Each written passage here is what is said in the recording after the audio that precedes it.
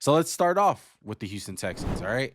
Um, D'Amico Ryans coming back for a second year, who did an amazing job last year. Did he win Coach of the Year? I don't think he did, right? It was somebody else. No, Stefanski?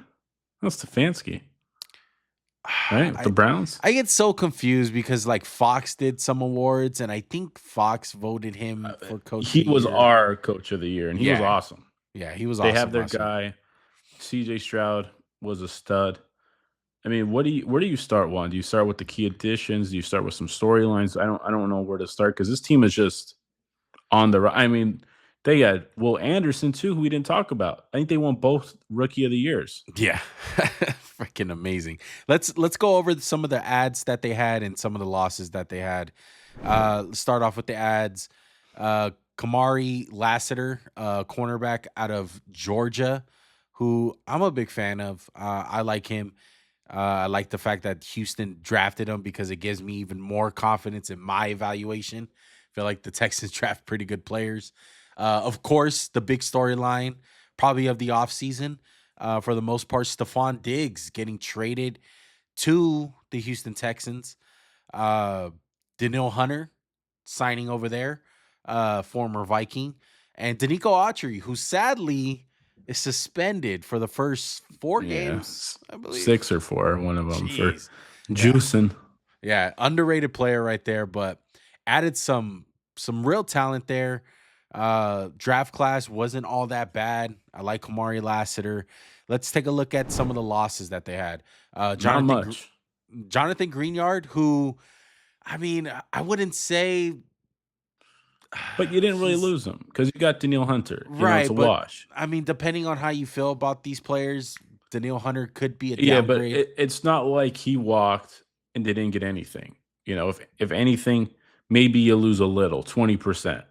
You're still getting a lot for Daniil Hunter. I think he's still got plenty of gas in the tank. Devin Singletary, who cares? Running Yeah. back, no big deal. Well, they also added Joe Mixon. I think we Yeah, forgot that one. I ran out of room. I ran out of room. So But yeah, yeah, Joe so Mixon. yeah, Joe Mixon, another guy. Um, this team is stacked. Let's be honest, they are out of nowhere too. We expected this team to be pretty bad last year with a rookie quarterback, and that's not the case. CJ Stroud is one of those dudes. He's here to stay. He's a top 10 quarterback. He showed it last year. And I think he's ready to fucking rock again this year, bro. He has three amazing receivers. He has Nico Collins, Tank Dell, who was fucking amazing last year, also, and Stephon Diggs and Dalton Schultz, who's signed a, a contract this year, re-signing with the team. So I'm excited about the Texans. What is your biggest storyline when it comes to this team, though, Max? I would say it would have to be the young talent and seeing how they respond to success. Obviously, CJ Stroud has the most direct impact on the fortunes of this team. You can really only go as far as your quarterback can take you with some situations like him. I'm not saying it's all over for them if they get hurt, but it's not like they're built to withstand it like a Philadelphia Eagles a couple years ago.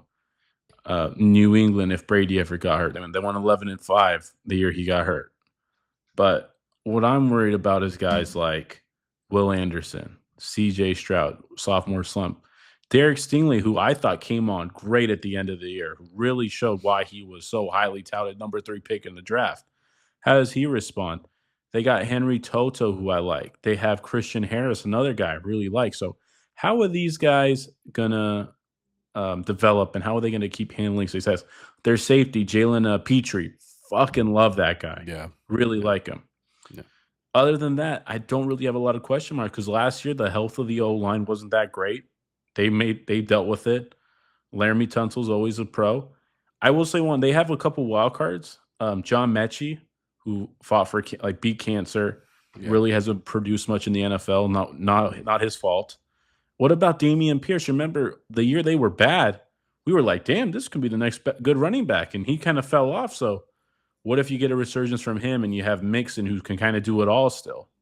Now you have a nice running attack to balance those guys out, and like I truly don't think the slump will happen to Stroud. I just think that's the story to talk about. That is the story. Um, I think they have the target on their back. That's the biggest difference. Last year they came out of nowhere. No one expected them. Everyone expected them to be a losing team, rebuild year, rookie quarterback. Now you have a target on your back. You're the one to be slayed. And it's expectation time. They got enough talent. They got more than enough talent. And now the pressure's on as, okay, let's step this up a notch. We see our window right here. The GM sees it. Let's get Stephon Diggs. Let's get Daniil Hunter. Let's get Joe Mixon. Let's have an amazing draft class. It's all about right now. And that can scare a couple teams. Now, the great teams respond well. They come right out of the gates. They're like, fuck it, expectations, we're going to win. Let's do this. But some of them fall straight on their fucking face, bro. And the only reason why I'm scared a little bit is because how much consistency have we really seen with the AFC South? Besides, no, like, really. yeah, like even the Titans, bro. Like, yeah, they were a tough out every year, but sometimes they'll just have like a weird fucking regular season. Like, I think the same way that we talked about the Texans last year, we could be talking about the Colts with Anthony Richardson. That's my personal opinion. yeah. And it's scary. The over-under for this team is 9.5. It's a lot of wins. It's not easy to win 10 games in the NFL. Excuse me. Look, let alone, we just came back from talking about the NFC from the last episode. AFC is a whole different fucking story.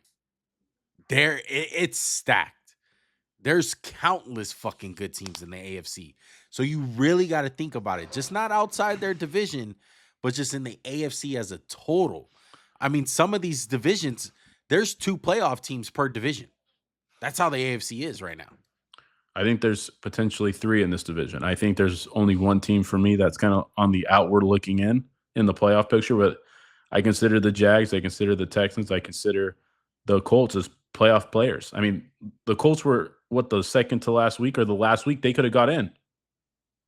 They lost to the Texans. So, look, 9.5 is a lot, big number. Just said it. I'm going to go over. I believe in them. I'm going to go over as well. I love CJ Stroud too much, man. I am scared I am scared about the expectations, but I have confidence that they can win their division, get 10 wins. I don't know about, being a player in the AFC. That's yet to be, shown. But as far as having a good regular season, I can see about 10, 11 wins. I can see that. So I'm going to go over as well. Big dreams, everything ain't what it seems.